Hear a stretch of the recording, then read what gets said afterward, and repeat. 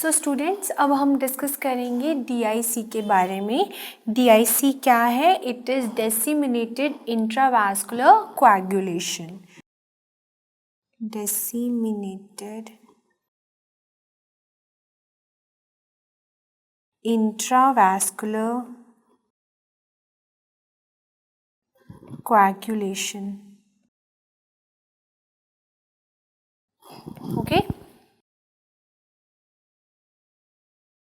Now see, this disseminated intravascular coagulation, it is also called as consumptive coagulopathy. It is called as what? Consumptive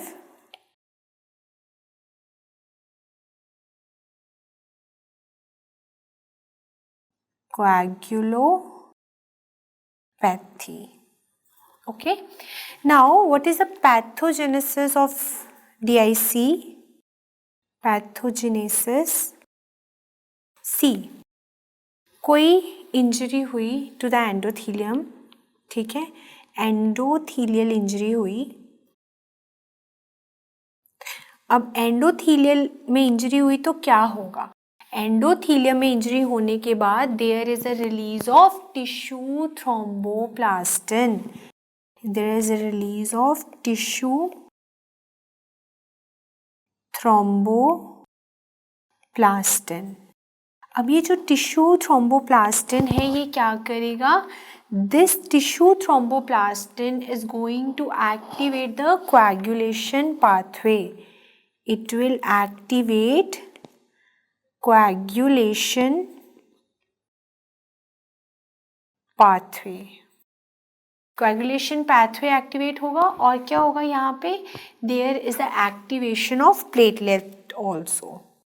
coagulation pathway activation plus activation of platelets.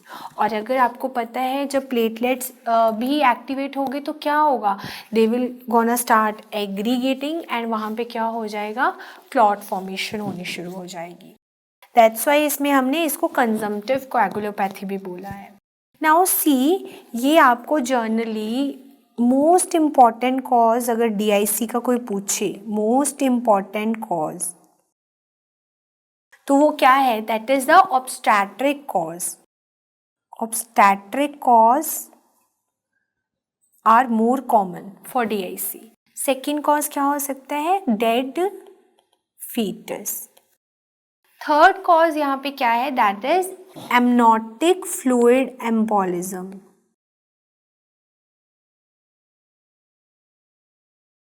Embolism. Fourth cause of DIC can be any trauma, कोई surgery हो सकती है, Burns हो सकते हैं। So these are the various causes of DIC, but most important cause क्या याद रखने हैं आपने? Obstetric cause is the most common cause. Now how you gonna diagnose this condition? First of all, DIC has the poor prognosis. Poor prognosis.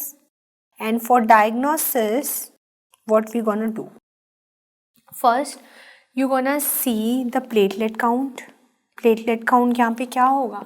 Because it is a consumptive coagulopathy, तो platelet सारे use हो जाएंगे.